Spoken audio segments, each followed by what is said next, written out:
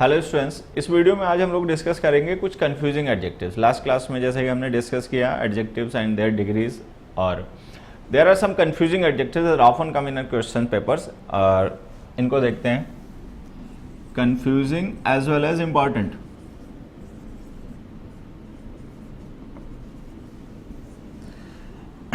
ये जो एडजेक्टिव्स हैं, later, latter, latest, last, further, farther, nearest, next, older, elder. So these are the adjectives that we have to discuss today. सबसे पहले मैं आपको उनके मीनिंग्स वगैरह समझा देता हूँ। देखिए इनको हम कैसे यूज़ करते हैं, इनमें क्या डिफरेंसेस हैं। ये जो लेटर एडजेक्टिव है हमारा LATR, लेटर, इसका मतलब होता है आफ्टरवर्ड्स, और इसको हम यूज़ करते हैं जब हमें टाइम का रेफर करना हो। LATTR लेटर का मतलब होता है the second of the two, the second of the two, दो में से बाद वाला। ओके, पोजीशन को रेफर करता है। लेटेस्ट का मतलब होता है recent, most updated, most updated, time को रेफर करता है। लास्ट का मतलब होता है एट द एंड, हालांकि इसका मतलब प्रीवियस भी होता है, द प्रीवियस। ये मीनिंग्स हैं इन एडजेक्टिव्स के जो कि हमें समझने हैं। इन मीनिंग्स के बेसिस पर अगर हम डिफरेंशिएट करें इन एडजेक्टिव्स को तो हम पाएंगे कि जो LATR लेटर और लेटेस्ट हैं, इनको हम यूज़ करते हैं तब जो हमें रेफर करना हो क्रोनोलॉजिकल ऑर्डर को। क्रोनोलॉजिकल का मतलब रिलेटेड टू टाइम। लेटर और लास्ट को हम यूज़ करते हैं बेसिकली तब जब हमें पोजीशन ऑफ समबडी और समथिंग डिस्क्राइब करनी हो rather than time. So last and later का यूज़ करते हैं हम बेसिकली पोजीशन रेफर करने के लिए, और लेटर और लेटेस्ट का यूज़ करते हैं टाइम को रेफर करने के लिए। किस टाइप के क्वेश्चंस इन पे पूछे जा सकते हैं जो कि हमें समझने हैं, उसको देखो मैं आपको समझाता हूँ। हमने कुछ क्वेश्चंस यहाँ पर यूज़ किए।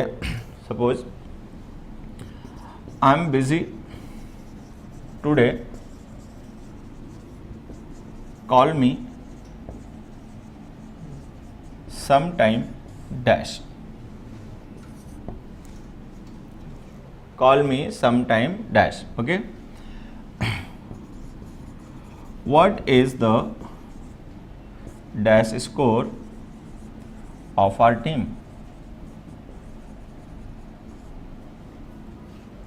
This way, Ram and Shyam are my friends.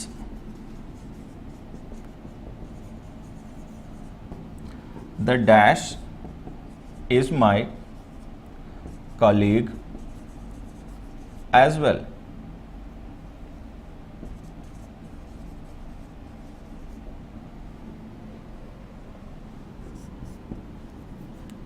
He could not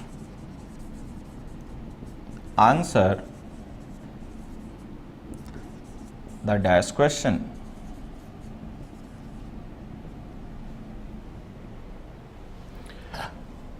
Now see, here we have got 4 these statements. ये हमारे पास 4 statements हैं जिनमें कुछ blanks हैं. We have to fill in these blanks and the options are these 4 words: letter, letter, latest, last. Okay.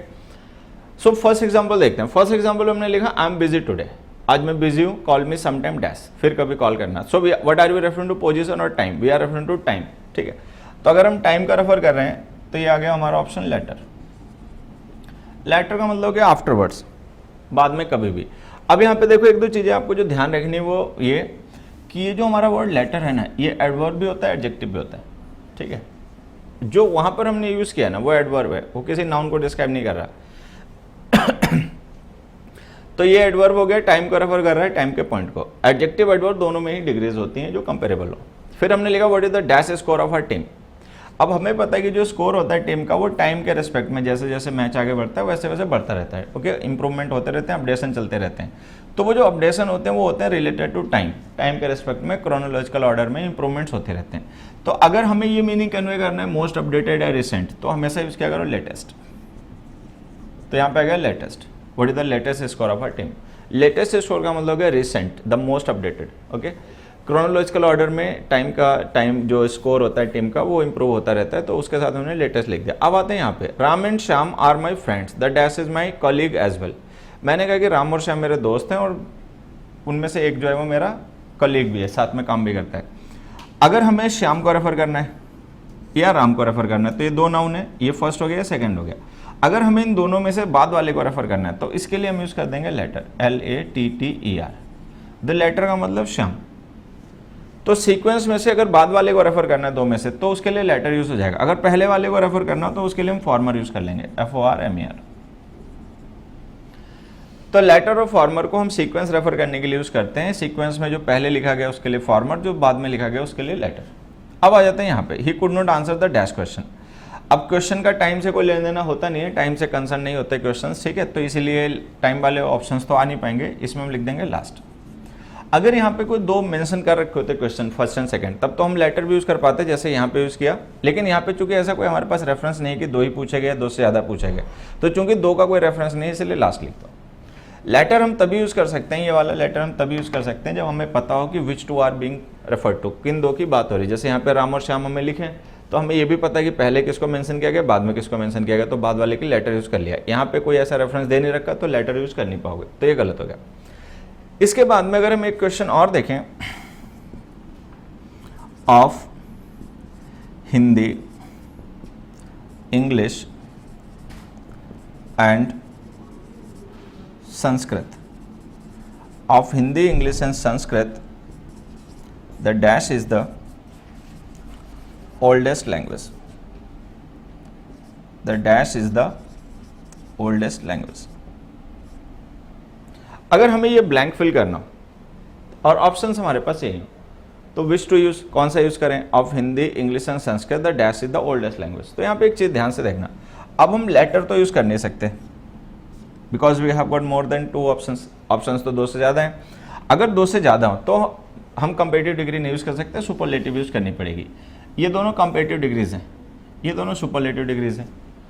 तो अगर हम 2 की बात कर रहे होते, जैसे यहाँ पे राम और श्याम की कर रहे थे, तब तो हम लेटर यूज़ कर लेते हैं। यहाँ पे बात 2 से ज़्यादा की हो रही है, तो इस सीरीज में अब जो लास्ट पॉइंट पे लिखा हुआ ना उसके लिए यूज़ कीजिए last.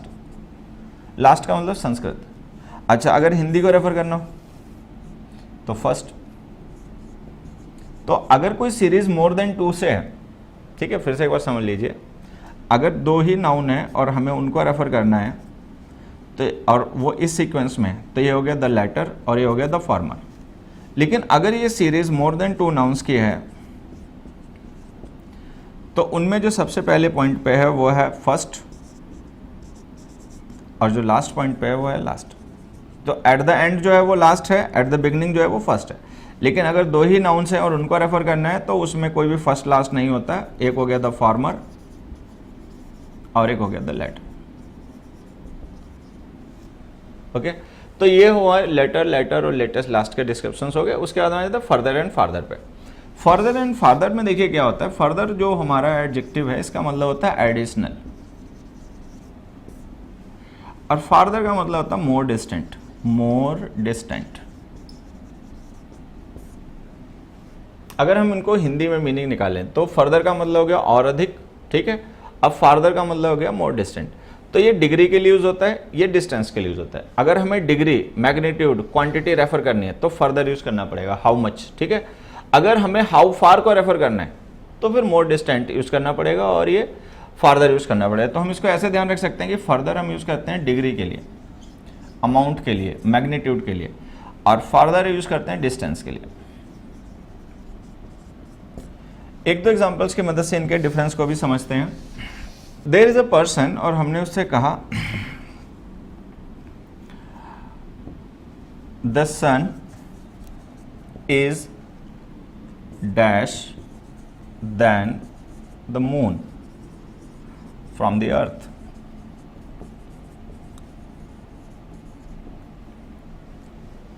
The sun is dash than the moon from the earth. He said nothing dash and went away quietly.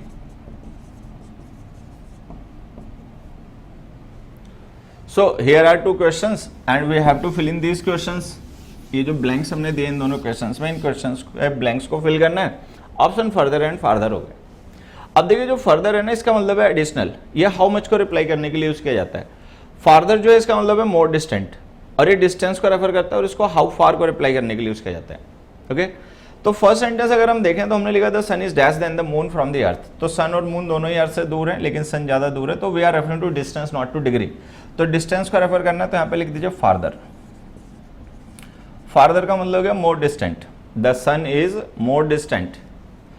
अब इस पे आ जाते हैं. He said nothing. अब उसने कहा कितना नहीं कहा, तो we have to refer to degree. How much did he say, not to the distance. अब सेइंग जो है उसका डिस्टेंस से कोई लेन देन नहीं हो सकता, तो हम यहाँ पे डिस्टेंस को रेफर करने वाला एडजेक्टिव फार्दर नहीं यूज कर पाएंगे. हम यहाँ पे यूज करेंगे further. He said nothing, how much nothing, further. ठीक है, तो फर्दर जो होता है डिग्री या क्वांटिटी के लिए यूज होता है, हाउ मच का रिप्लाई होता है, और ये प्लेस के लिए यूज होता है, डिस्टेंस के लिए यूज होता है. कुछ सिचुएशंस देखो और कैसे एग्जिस्ट कर सकती हैं. सपोज मैंने एक एग्जांपल लिखा, किसी भी पर्सन से मैंने कहा don't move dash or I shall shoot you. Don't move dash or I shall shoot you. Now we have to fill in this blank as well. ये ब्लैंक्स भी हमें फिल करना है, और ऑप्शन फिर से वही हमारे फर्दर एंड फार्दर. अब अगर हम इस सिचुएशन को देखें जिससे भी हम कह रहे हैं don't move dash or I shall shoot you, यहाँ पे क्या क्या पॉसिबिलिटी हो सकती हैं. सपोज ये पर्सन स्पीकर है और ये इसका लिसनर है. अब ऐसी भी पॉसिबिलिटी हो सकती है कि इसका लिसनर टुवर्ड्स हिम आ रहा हो, इसके तरफ ही आ रहा हो. ठीक है, और ऐसी भी सिचुएशन हो सकती है कि वो इससे दूर जा रहा हो. सो अगर ये किसी ऐसे पर्सन को ये वार्न कर रहा है, थ्रेट कर रहा है जो इससे दूर जा रहा है, ठीक है, तो हम फर्दर भी लिख सकते हैं, फार्दर भी लिख सकते हैं. It is up to us. Further लिख दो. फार्दर का मतलब मोर डिस्टेंट, कि जितना डिस्टेंस है उससे ज़्यादा डिस्टेंस. ठीक है, लेकिन अगर ये पर्सन टुवर्ड्स हिम आ रहा है, इसी की तरफ आ रहा है, तब तो फिर हम फार्दर नहीं लिख पाएंगे, फिर हमें फर्दर ही लिखना पड़ेगा. So there could be some situation in which we can use either of this two. ठीक है, कुछ सिचुएशंस ऐसी भी हो सकती हैं जिसमें हम इन दोनों में से किसी का भी यूज कर लें. जैसे कि है डोंट मूव फर्दर भी सही है, डोंट मूव फार्दर भी सही है. ठीक है, फार्दर हालांकि हम तभी यूज कर पाएंगे जब कोई पर्सन इससे दूर जा रहा हो. हालांकि उस केस में हम फर्दर भी यूज कर सकते हैं, लेकिन अगर इसकी तरफ आ रहा है तो फिर एक ही ऑप्शन है कि फर्दर यूज करो, क्योंकि फार्दर डिस्टेंस के लिए यूज होता है और यहाँ पे डिस्टेंस बढ़ नहीं रही, उल्टा घट रही है.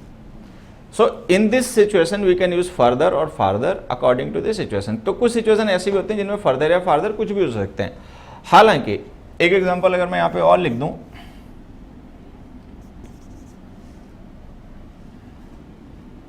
The bus moved dash away from him. अब देखिए यहां पर हमने एक एडवर्ब लिख दिया अवे.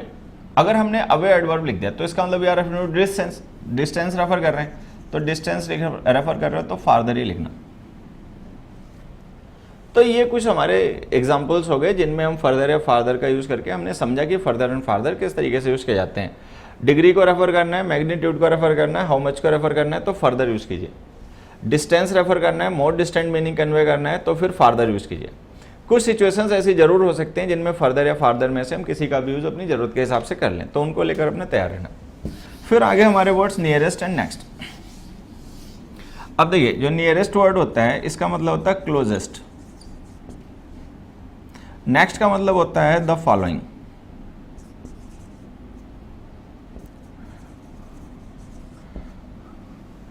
तो अगर हम इन दोनों के मतलब समझे, कॉन्टेक्स्ट से इनके मीनिंग का डिफरेंस समझे, तो जो नियरेस्ट है जिसका मतलब क्लोजेस्ट है, ये डिस्टेंस को रेफर करता है, सबसे पास का. ठीक है, और नेक्स्ट जो है जिसका मतलब है द फॉलोइंग, ये सीक्वेंस रेफर करता है. किसी सीरीज में नाउन्स के सीक्वेंस को रेफर करना हो तो नेक्स्ट यूज करते हैं. नेक्स्ट का मतलब होता है द फॉलोइंग. सीक्वेंस में जो भी अगला है वो. लास्ट का मतलब होता है ना द प्रीवियस. नेक्स्ट का मतलब हो जाता है द फॉलोइंग, अगला. नियरेस्ट का सीक्वेंस से कोई लेना देना नहीं होता है, ये डिस्टेंस शो करता है थिंग्स की. एक दो एग्जांपल से अगर हम इस बात को समझें,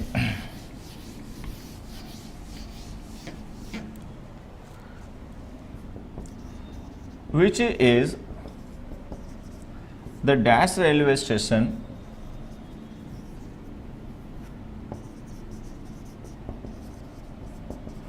from your home। अब हमने यहां पर एक सेंटेंस लिखा which is the dash railway station from your home. अगर यहां पे फ्रॉम योर होम ना लिखा तो इस सेंटेंस में हम नेक्स्ट भी यूज कर सकते हैं, नियरेस्ट भी यूज कर सकते हैं। ओके, नियरेस्ट हम तब यूज करेंगे जब हम मान लें कि हम रेलवे स्टेशन पर नहीं है या हम ट्रेन में नहीं है। लेकिन अगर हम ट्रेन में हो या रेलवे स्टेशन पर हो तो फिर हम नेक्स्ट यूज कर लेंगे। तो इस सिचुएशन में नेक्स्ट या नियरेस्ट कुछ भी यूज किया जा सकता है। लेकिन अगर हम फ्रॉम योर होम लिख दें तब फिर हमारे लिए नेक्स्ट का ऑप्शन खत्म हो जाएगा। क्यों खत्म हो जाएगा? क्योंकि सपोज ये कोई रेलवे ट्रैक है, इस पर एक रेलवे स्टेशन ए हो गया, एक बी हो गया, एक सी हो गया, एक डी हो गया, एक ई हो गया और जो भी है इस तरीके से। तो अगर हम देखें, अगर हमारा डायरेक्शन ये हो तो ए का नेक्स्ट बी हो गया, बी का सी हो गया, डी हो गया, ई हो गया। अगर डायरेक्शन ये हो तो फिर ई का नेक्स्ट डी हो गया, डी का नेक्स्ट सी हो गया, मतलब इस तरीके से हो गया। तो एक रेलवे ट्रैक हो गया, उस पर डिफरेंट स्टेशन हो गए जो एक सीरीज में, एक सीक्वेंस में है। लेकिन हमें पता है कि ये जो सीरीज है या जो सीक्वेंस है रेलवे ट्रैक पे स्टेशन का है, ये होम का नहीं होगा। अगर किसी का होम हुआ तो होम रेलवे ट्रैक पे तो होता नहीं है, तो हम उसको रिलेट नहीं कर सकते सीरीज से, क्योंकि वो उस सीरीज का नाउन नहीं है। तो उसके केस में हमें केवल डिस्टेंस को रेफर करना पड़ेगा, और डिस्टेंस को रेफर करने के लिए आएगा क्लोजेस्ट। क्लोजेस्ट यूज करें या नियरेस्ट यूज करें। तो अगर यहाँ पे फ्रॉम योर होम ना लिखा होता तो हम नेक्स्ट भी यूज कर लेते, क्योंकि फ्रॉम योर होम हमने लिख दिया तो हमें पता चल गया कि we are not referring to the sequence of nouns, we are referring to the distance between them. उनके बीच के डिस्टेंस को रेफर किया जा रहा है, ना कि सीक्वेंस को। तो फिर वहाँ पे नियरेस्ट हटाइए और नेक्स्ट रिमूव कीजिए और नियरेस्ट यूज कीजिए। फिर एग्जाम्पल हमने और लिखा, where will the dash match be played. अब जैसे हमने ये लिखा, where will the dash match be played. अब हमें पता है कि जो मैच होता है सीरीज में, मैचेस जो होते हैं वो एक सीक्वेंस में होते हैं। ये पहले हो गया, ये उसके बाद होगा, ये उसके बाद होगा, ये उसके बाद में होगा, इस तरीके से। तो हमें पता है कि जो मैचेस होते हैं उनके बीच में डिस्टेंस नहीं एग्जिस्ट करता, वो एक सीरीज में, एक सीक्वेंस में होते हैं। तो उनको अरेंज किया जाता है सीक्वेंस में, ना कि अकॉर्डिंग टू डिस्टेंस। तो अगर उनको सीक्वेंस में अरेंज किया जाता है ना कि डिस्टेंस के रेस्पेक्ट में, तो डिस्टेंस के लिए जो यूज होता है नियरेस्ट वो हम यूज नहीं कर पाएंगे। तो हम यहाँ पे क्या कर देंगे, नेक्स्ट लिखेंगे। द नेक्स्ट मैच का मतलब द फॉलोइंग मैच। तो अगर सीक्वेंस ऑफ नाउन्स को रिलेट करना है, नाउन्स को रिलेट करना है on the basis of their sequence, तो नेक्स्ट यूज कीजिए। अगर उनको डिस्टेंस के बेसिस पर रिलेट करना है तो नियरेस्ट यूज कीजिए। नियरेस्ट का मतलब क्लोजेस्ट हो गया, नेक्स्ट का मतलब द फॉलोइंग हो गया। उसके बाद में आगे ओल्डर एंड एल्डर।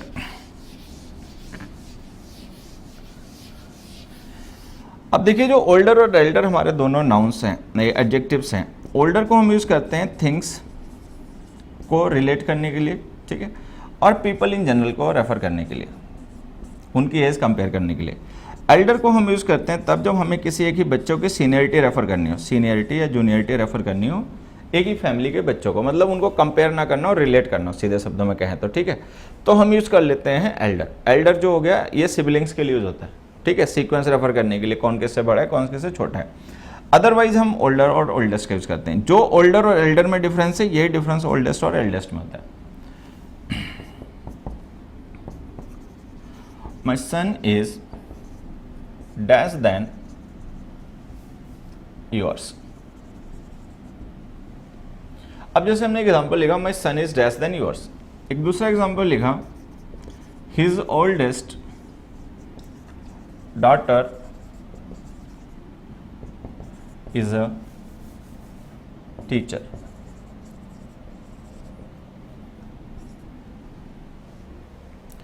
अब देखो यहां पर हम कोई नाउन है, डॉटर नाउन है, उसको डिस्क्राइब करने के लिए एडजेक्टिव यूज कर रहे हैं, सुपरलेटिव ओल्डेस्ट।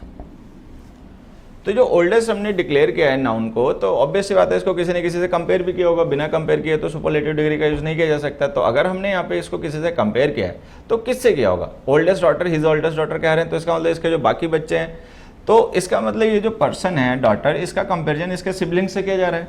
तो यहाँ पे ओल्डेस्ट हटाइए और एल्डेस्ट लिखिए। अब इसमें आते हैं माई सन इज लेस देन योर्स, तो हमें योर्स का मतलब योर सन, तो हम देख रहे हैं योर सन और माई सन इन दोनों का जिसका कंपैरिजन हो रहा है ये सिबलिंग्स नहीं हो सकते। तो अगर ये सिबलिंग्स नहीं हो सकते तो एल्डर ओल्डर, एल्डर खत्म हो गया ऑप्शन, ओल्डर यूज कर दीजिए। तो एल्डर को यूज कीजिए तब जब हमें रेफर करना हो सिबलिंग्स को इन अ फैमिली, ठीक है। ओल्डर और ओल्डेस्ट को यूज कीजिए जब तब थिंग्स को इन जनरल रेफर करना हो या पीपल इन जनरल रेफर करना हो। तो ये कुछ कंफ्यूजिंग नाउन्स थे, एडजेक्टिव्स थे जिनका डिस्कस हमें करना था और नाउ इट इज ओवर।